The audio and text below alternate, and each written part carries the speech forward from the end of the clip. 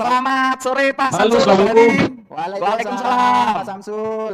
Bisa diceritakan Pak awal mula kok bisa menekuni profesi sebagai aplikator jaringan tuh seperti apa Pak awal mulanya? Singkat cerita, saya kenal jaringan itu waktu masih di Batam, itu tepatnya di Kota Batam. Ya. Karena saya dulu waktu tamat sekolah kan merantau ke Batam, sempat merantau ke Batam karena kondisi ekonomi di kampung. Ya jadi mau nggak mau ya harus berikan diri cari rezeki di luar. Dan karena pertama saya kenal namanya jaringan Pak, itu masih zaman Galvanis tahun 2007. Kalau itu saya masih bujangan waktu itu Pak. Ya, Pak. Pak, Iya. Bapak ini kan sudah berpuluh tahun nih ya menggeluti dunia aplikator jaringan. Nah, ini Iya, alhamdulillah ya Mas. kesulitannya nih apa Pak? Waktu awal-awal belajar sebagai seorang aplikator.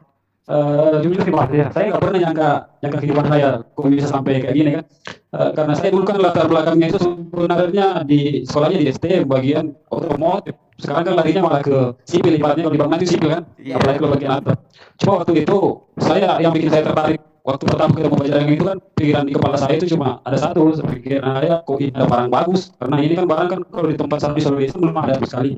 Artinya saya pertama ketemu memang di Batam, belajar dan kerja pun di Batam. Jadi pikiran saya ini masa depannya pasti bagus, kalau itu pikiran saya kan. Iya, berarti intinya kan sesulit apapun Bapak ataupun kita sebagai laki-laki mencari nafkah, jangan sampai istri mengerti kesulitan kita ya, kita tetap tegar di hadapan mereka ya. Betul ya Pak? Iya, harusnya sebagai seorang laki-laki harusnya begitu. Mas karena kita kan artinya setiap pekerjaan itu yang namanya pekerjaan di dunia ini kan mau berat atau ringan itu pasti ada risikonya masing-masing, dan saya rasa itu tidak perlu orang lain tahu kan, cukup kita aja yang tahu. Itu kan bagian dari, anggap aja itu bagian dari perjalanan hidup itu untuk menggapai satu cita-cita. Paling kalau saya sih begitu Mas. Luar biasa sekali Pak Samsul. Pak Samsul nih, kalau boleh cerita ya Pak ya, awal mula menjadi aplikator jaringan di Batam itu gimana ceritanya Pak, awal mulanya? Ini saya buka ini apa? Iya, Enggak, kalau jaringan apa ya, gimana ya? Saya pun mulainya bingung ini Mas. Bingung. Ceritakan aja Pak, ceritakan semua mulai awal. Dulu. Waktu di Batam kan otomatis sebelum Dulu. menjadi aplikator kan ya Pak Samsul ya? Iya, saya dulu di Batam dulu pertama sampai di Batam kan, diajak sama keluarga di sana. Pas sampai di sana kan saya kan nggak bisa langsung masuk perusahaan Mas, karena pertama kan persyaratan KTP harus KTP Batam. Nah, sedangkan KTP Batam itu setidaknya kita harus 1 tahun tinggal di sana, berdomisili di sana, baru bisa keluar KTP Batam waktu itu. Tapi sebagian kalau yang kencang pengurusannya di bagian perusahaan atau PT kan itu bisa masuk, kalau kayak saya kan enggak. Jadi saya waktu itu masih kerja secara lah Mas. Pernah ikut lori, kalau di sana itu bahasanya lori, dump truck itu, dump truck habis buang tanahnya kita yang ratain. Saya pernah kerja begitu dulu Mas, ikut juga bantuan teman kerja bangunan, maksudnya kuli, ngegalu semen. Dan pada suatu hari itu pas saya sempat dulu waktu itu di Batam mau pulang ke Bone kan, pernah ya sejarah pertama kali saya kerja jaringan.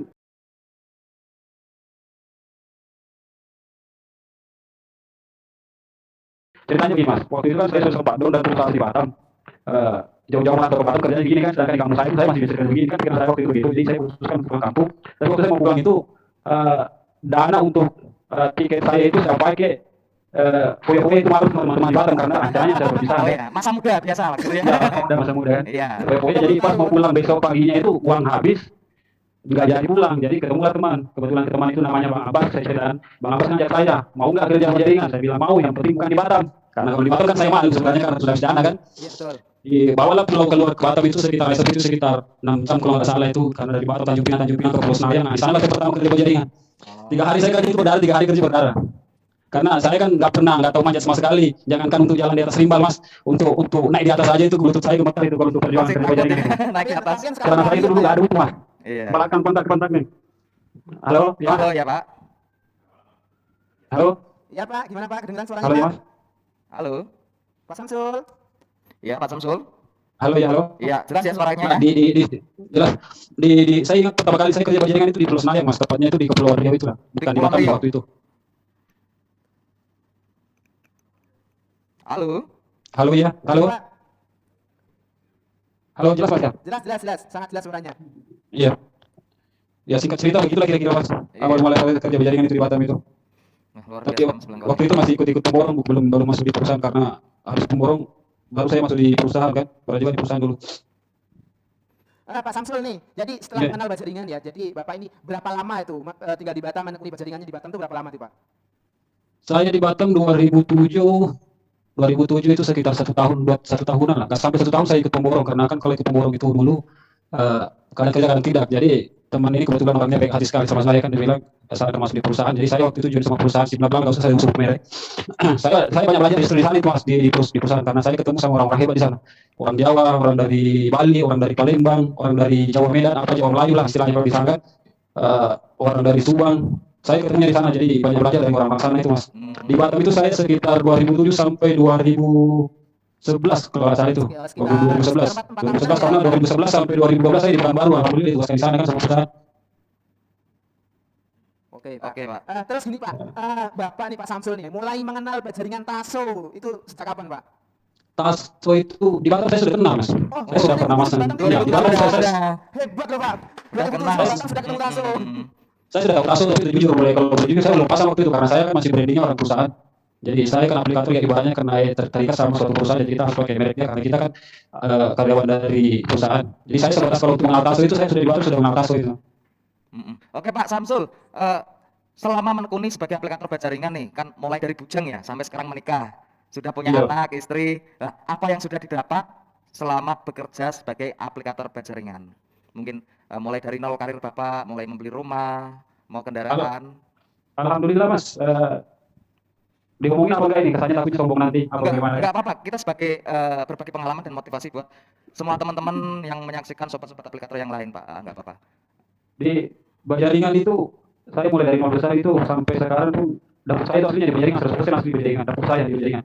Mulai dari saya bujang sampai menikah pun hasilnya dari kerjaan jaringan, sampai punya anak. Alhamdulillah sekarang dihadiahkan sama Allah, maksudnya ada titipan dari Allah itu sebuah rumah dan sebuah kendaraan itu dari jaringan semua itu. Cuma untuk mendapatkannya itu kan harus ada prosesnya, tidak segampang yang saya ceritakan sekarang. Betul sekali Pak. Berarti semua apa yang didapatkan penuh dengan perjuangan ya Pak. Mulai dari awal Bapak merantau sampai sekarang bisa seperti ini. Ya Pak. Iya, iya betul mas. Ah, Iya betul. Artinya kita ini kalau memang punya mimpi, ya jangan sekedar hanya mimpi, itu harus kita perjuangkan dan kita harus berani itu sebenarnya. Karena di situ puncak yang asli yang harus kita kerja sebenarnya, bukan asal kita bicara kan. Karena di samping kalau kayak saya yang bisa kerja memang itu dulu, karena pas saya tinggalkan kan kampung itu kan merasa malu, malas minder sama keluarga di kampung. Apalagi kalau kita kan nggak berada di kampung itu pasti sering dicerita sama keluarga, kadang nggak dianggap. Ya alhamdulillah kalau sekarang meskipun bukan keluarga sudah menganggap saya keluarganya. Alhamdulillah. Alhamdulillah. Tapi Bapak bisa membuktikan kan bahwa dengan menekuni aplikator Bapak bisa sampai berhasil seperti ini kepada keluarga, bisa menafkahi anak istri, mendapatkan kehidupan yang lebih baik. Bisa membuktikan kepada semua orang kan yang dulunya mungkin menganggap Bapak menyepelekan Bapak Iya. atau apa kan. Iya, saya masuk di Sulawesi itu mas tahun 2012 akhir. Saya masih ingat itu. Yang saya bawa modal saya itu cuma pulang kampung itu selama saya merantau itu kurang lebih 2007 sampai 2012 saya merantau itu. Mas saya pulang itu terus saya bawa uang itu cuma 12 juta pulang, bawa 12 juta, terus bawa anak istri. Karena saya waktu pergi kan masih bujangan, pulang-pulang kan sudah bawa istri sama anak satu. Jadi pas saya di kampung saya bingung. Saya ini mau kerja apa? Pengalaman saya kan cuma kerjaan rangka jaringan, sedangkan di daerah saya itu kan belum jaringan. Kalau boleh dikata itu baru masih dihitung jari itu. Masih dihitung jari artinya ada beberapa lah, cuma itu paling proyek printer dan itu pekerjaan itu pasti dari orang kita jauh sana kan di luar kan, karena itu di perusahaan dan punya dia punya pekerjaan sendiri.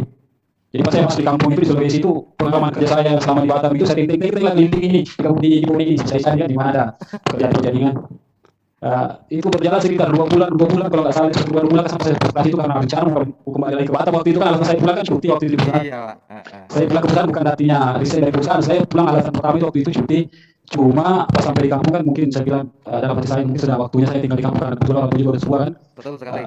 Saya pernah pertama dari 3 bersaudara, adik saya masih di Batam, terus yang satunya kan masih sekolah, jadi kasih orang tua, adik saya butuh biaya yang sekolah. Pak. Mau nanti ada tanggapan sombong atau tidak karena kenyataannya yang saya pikirkan sekarang begitu, nggak bisa saya hitung semua itu. Terhitung. Kalau untuk proyek pemerintah itu ada beberapa mas, ada beberapa karena boleh dikata itu putra daerah pertama Bone yang kerja angkat jaringan itu saya lah.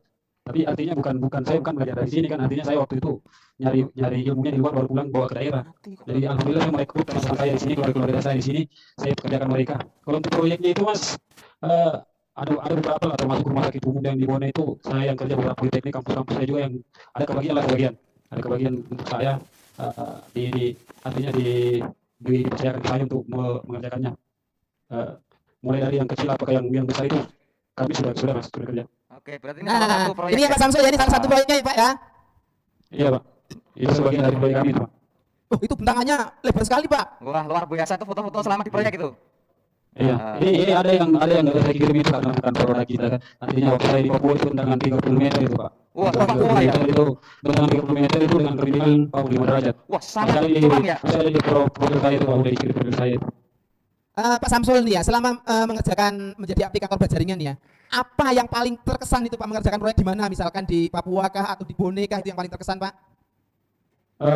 Kesannya itu hampir kalau saya keluar dari daerah itu semuanya berkesan Mas. Karena saya kan, tapi kalau di daerah tempat saya kan ibaratnya kita ketemu ya paling ketemu sama orang Bugis ya kan. Iya, Yang paling berkesan itu saya masih di Batam dan terakhir di Papua. Wah, Di Papua kita harus kayak di Papua kan kita harus beradaptasi sama orang sana waktu awal lahiran. Waktu itu saya pergi di sana itu daerah Kabupaten Duga itu Surabaya waktu itu. Kita harus beradaptasi sama masyarakat di sana. Cuma alhamdulillah karena kebetulan yang saya kerja itu kan gereja Papua Jumpa di sana itu, jadi alhamdulillah masih dekat sama orang sana. Yang paling berkesan itu sebenarnya semuanya Mas. Kalau saya, ya jelas semua pekerjaan saya yang di luar politik semuanya berkesan. Jadi semua proyek itu meninggalkan kenangan yang indah ya Pak Samsul ya. Iya Mas. Mas Samsul, saya kan bilang katakan yang Samsul yang ini. bagus yang di sini itu, yang jelas hampir semua kalau saya keluar itu semuanya berkesan karena saya ketemu dengan orang-orang baru, banyak menimba ilmu pelajaran baru lagi dari mereka. Begitu kira-kira Mas. Oke, berarti banyak pengalaman, banyak rekan dan saudara baru selama di proyek ya Pak, karena banyak berjumpa dengan banyak orang ya Pak. Iya, alhamdulillah Mas. Termasuk masih ini berkat proyek ini kita bisa sharing di sini, bicara di sini. Siap. Mudah-mudahan ke depan kan bisa langsung ketemu. Bisa ketemu langsung ya Pak, semoga setelah COVID berakhir ini. Bisa bareng bersama ke ranting mantap kan. Betul sekali. Pak Samsul, ada pertanyaan nih Pak ya. Bagaimana nih menurut Pak Samsul kondisi bisnis jaringan di Bone dan sekitarnya Pak? Nah, ini Di Bone alhamdulillah sangat pesat Pak kalau jaringan 5 tahun terakhir lah karena saya pertama waktu itu jaringan itu nggak ada yang orang yang mau pakai karena waktu itu kan saya kan masih ngobrol dari Batam waktu itu saya bawa masuk. Saya setiap proyek itu saya hampir saya tawarkan, dia bilang kenapa harus pakai besi yang tipis, gampang terbang lah, ada yang bilang gampang patah lah. Baik. Kenapa besi tipis saya memang kita pakai kan. Nah, itu yang jadi motivasi tersendiri buat saya waktu itu untuk membuktikan bahwa jaringan itu akan meledak, akan booming di Bone. Dan alhamdulillah sekarang di 2021 ini Mas, jangankan rumah Mas, untuk kandang-kandang ayam pun sekarang pakai jaringan. luar biasa. Kandang ayam tuh pakai jaringan loh dan selalu mintanya taso ya Pak ya. Alhamdulillah mudah-mudahan kita pakai taruh. Ini sebenarnya untuk hari ini yang jadi tantangan terbesar kita aplikator ini dengan banyaknya merek dan brand-brand baru yang muncul, kita harus lebih lagi untuk melihat kondisi yang ada di lapangan. Betul. Karena jaringan setahu orang-orang awam itu nggak tahunya jaringan toh ya kan, mau yang murah mau yang mahal kan, setahu dia kan yang penting jaringan. Apalagi kalau di proyek sekarang kan orang minta murah baru yang bagus. Artinya secara logika kan kita mencari barang yang bagus dan murah di mana? Ini secara logika. Itu namanya barang bagus atau mahal, ada kualitas, ada harga. Ya, ada rekan yang lupa. Jadi kita aplikator itu harus lebih lagi, si aplikator harus menerangkan dan mensosialisasikan baik-baik itu ke punya rumah kan. Karena apapun resikonya nanti yang akan terjadi pasti akan kembali ke kita juga. Pak Samsul nih ya, kesannya selama ini menggunakan taso itu gimana Pak kesannya Pak?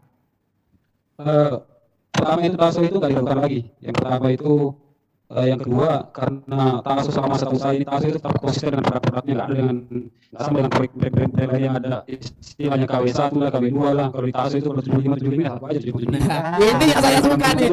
Satu nggak ada KW-nya, nggak ada istilah. Jadi sekarang kita kayak saya itu selama keluar dengan KW1 ini saya malah bingung nih. Malah bingung ya Pak ya. Jadi masa ukuran 75 ada KW1, KW2, KW3 itu gimana ceritanya ya Pak ya? Itu kan persoalan angka itu kan sebenarnya kalau satu kali terbit itu kan ya otomatis komitmennya ya kalau 75 kalau 75 70 ya kenapa harus kita tulis 75 70 kan 75 kan. Jadi kan begitu Mas, kenapa kita nggak terangkan langsung kalau 75 70. Iya, betul Yang sekali. 5 hilang ya Pak ya. Iya. Bingung ya? Jadi Makanya kalau taso nih, betul. kalau untuk mempersiapkan ke orang lain pertama kan dari segi harga kan memang sudah orang pasti yakin bahwa barang mahal itu pasti bagus kalau bagus. Yang pertama secara logika kan begitu. Yang kedua memang kenyataannya material taso ini kuat.